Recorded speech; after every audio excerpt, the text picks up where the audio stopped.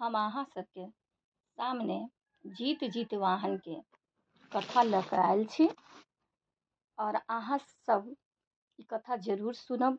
नहा धोआ के जीतवाहन भगवान के नाम लेके जितिया के दिन ई कथा अहाँ सब सुनब। सुनू।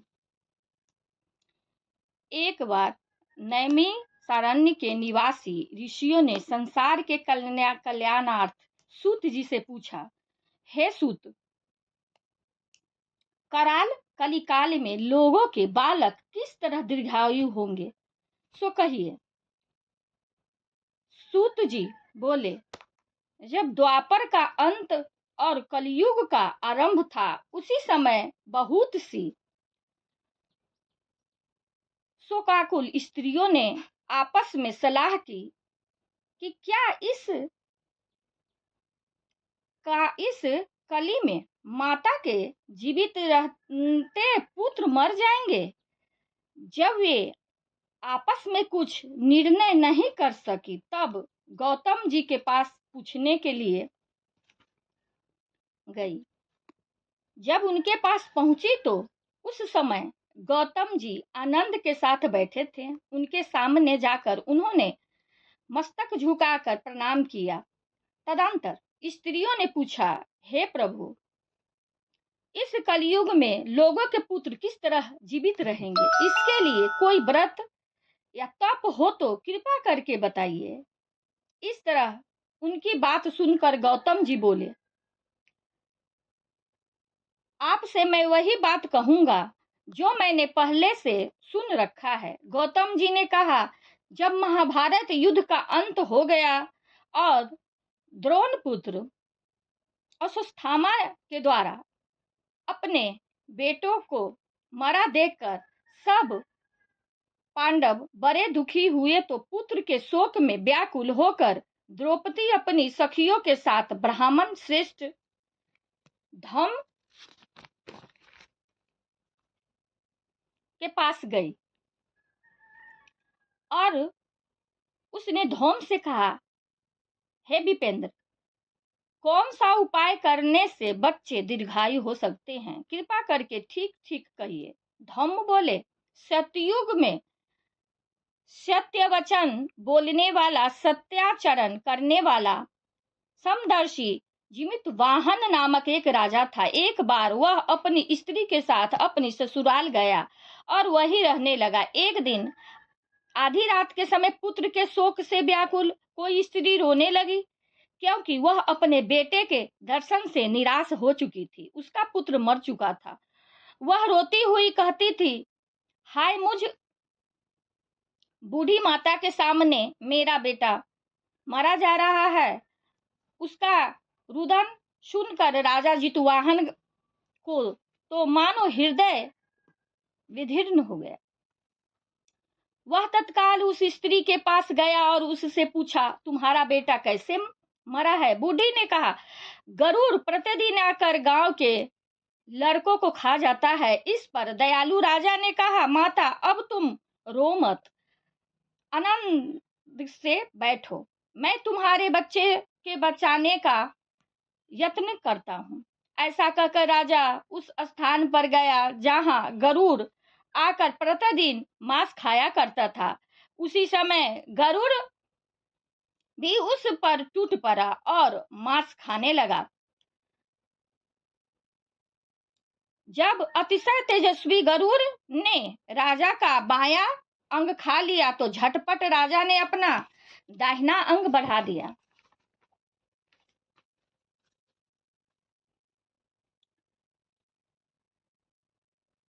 गरुड़ के सामने कर दिया। यह देखकर गरुड़ जी ने कहा, तुम कोई देवता हो?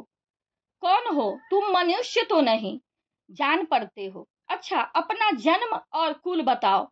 पीड़ा से व्याकुल मन वाले राजा ने कहा, हे पक्षीराज, इस तरह के प्रश्न करना व्यर्थ है। तुम अपनी इच्छा भर मेरा मांस खाओ। यह सुनकर गरुड़ रुक गए और बड़े आदर से राजा के जन्म और कुल की बात पूछने लगा। राजा ने कहा, मेरी माता का नाम है सैव्या और मेरे पिता का नाम साली वाहन है। सूर्य वंश में मेरा जन्म हुआ है और जितवाहन मेरा नाम है। राजा के दयालुता देखकर गरुड़ ने कहा, हे महाभाग, तुम्हारे मन में जो अभिलाषा हो वह वर मांगो। राजा ने कहा, हे पक्षीराज, यदि आप मुझे वर दे रहे हैं तो वह दीजिए कि यह वर दीजिए कि आपने अब तक जिन प्राणियों को खाया है वे सब जीवित हो जाए। हे स्वामी, अब से आप यहाँ बालकों को न खाए और कोई ऐसा उपाय करे कि जहाँ जो उत्पन्न हो वे लोग बहुत दिनों तक जीवित रहे। धौम्य ने कहा कि पक्षीराज गरुड़ राजा को वरदान देकर स्वयं अमृत के लिए नागलोक चले। वहां से अमृत लाकर उन्होंने उन मरे मनुष्यों की हड्डियों पर बरसाया। ऐसा करने से सब लोग जीवित हो गए जिनको कि पहले गरुड़ ने खाया था। राजा ने त्याग और गरुड़ की कृपा से वहां बालों का बहुत कष्ट दूर हो गया। वहां वाले लोगों का बहुत सा कष्ट दूर हो गया। उस समय राजा के शरीर को की शोभा दुगनी हो गई थी।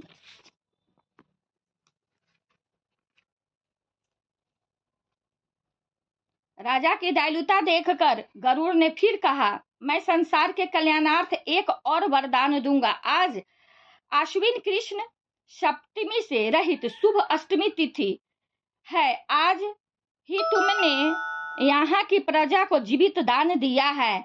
हे बस, अब से यह दिन ब्रह्मा भाव हो गया है तो मूर्ति भेद से विविध नामों से विख्यात है। वही त्रैलोक्य से पूजित दुर्गा अमृत प्राप्त करने के अर्थ में जीवित पुत्रिका कहलाई है।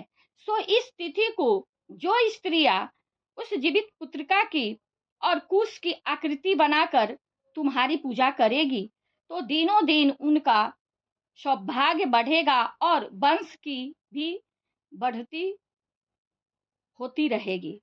वंश की भी बढ़ंती होती रहेगी। हे महाभाग, इस विषय में विचार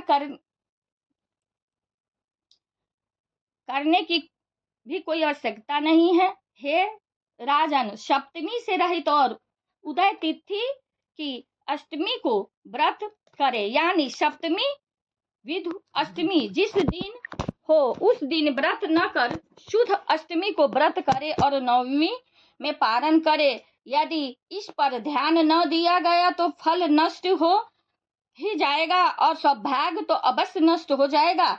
जीवित वाहन को इस तरह का वरदान देकर गरुड़ बैकुंठ धाम को चले गए और राजा भी अपनी पत्नी के साथ अपने नगर को वापस चले आए। धौम्य द्रौपदी से कहते हैं कि देवी, मैंने यह अतिशय दुर्लभ व्रत तुमको बताया है। इस व्रत को करने से बच्चे दीर्घायु होते हैं।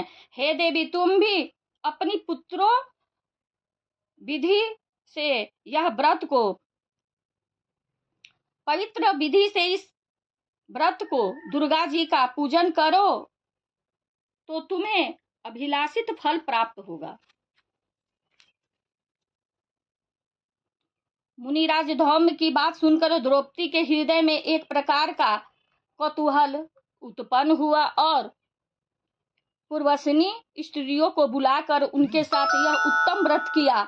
गौतम जी ने कहा, हे यह व्रत और इसके प्रभाव को किसी एक चिल्ह ने सुन लिया और अपनी सखी सियारिनी को बतलाया। इसके बाद पीपल वृक्ष की शाखा पर बैठकर उस चिल्ह ने और उस वृक्ष के खोते में बैठकर सियारिनी ने भी यह व्रत को किया। फिर वही चिल्ह किसी उत्तम ब्राह्मण के मुंह से यह कथा सुन आई और पीपल के खोते में बैठी हुई अपनी सखी को सुनाया। सियारिनी ने आधी कथा सुनी थी कि उन्हें भूख लग गई और वह उसी समय सब से भरे हुए शमशान में पहुंची। वहां उसने इच्छा भर मांस का भोजन किया और चिल्ही बिना कुछ खाए पिए रह गई और सवेरा हो गया।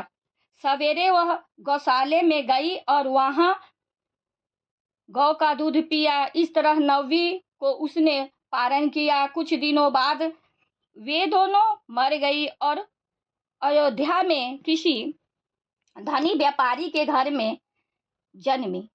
संयोग से उन दोनों का जन्म एक ही घर में हुआ, जिसमें सियारिनी ज्येष्ठ हुई और चिल छोटी।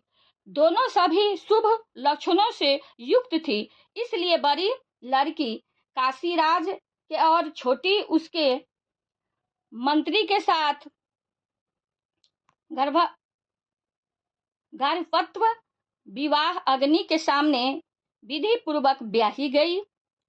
पूर्व जन्म के कर्म फल से वह मृगनयनी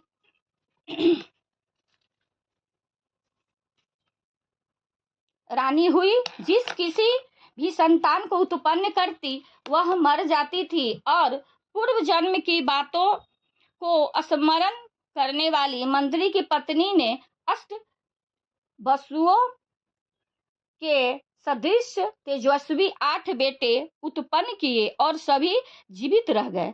अपनी बहन के पुत्रों को जीवित देखकर ईर्ष्यावश राजपत्नी ने अपने स्वामी से कहा कि यदि तुम मुझे जीवित रखना चाहते हैं तो इस मंत्री के भी पुत्रों को उसी जगह भेज दो जहां मेरे बेटे गए हैं, अर्थात इन्हें भी मार डालो।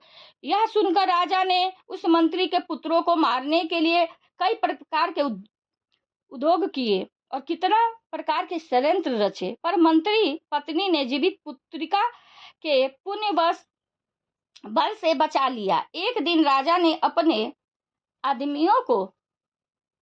आदमियों से उस पुत्रों का सिर कटवा कर पिटारी में रखवाया और वह पिटारी उनकी माता मंत्री पत्नी के पास भेज दिया, किंतु वे 8 सिर बेशकीमती जवाहरात हो गए और भले चंगे वे 8 लड़के अपनी माता के पास वापस चले गए। उनको जीवित देखकर राजपत्नी को बड़ा विस्मय हुआ। अंत में वह मंत्री की पत्नी के पास आई और उनसे पूछी, बहन, तुमने कौन सा ऐसा पुण्य किया है जिससे बार बार मारे जाने पर भी तुम्हारे बेटे नहीं मरते? इस पर मंत्री की पत्नी ने कहा, पूर्व जन्म में मैं चील थी और तुम सियारनी। हमने और तुमने साथ साथ जीवित पुत्रिका का व्रत किया था। तुमने व्रत के नियमों का भली भांति पालन नहीं किया और मैंने किया था। इसी दोष से हे बहन तुम्हारे बेटे नहीं जीते। ओ राजरानी, अब भी तुम उस जीवित पुत्रिका का व्रत करो तो तुम्हारे बेटे दीर्घायु होंगे। मैं तुमसे सच सच कह रही हूँ।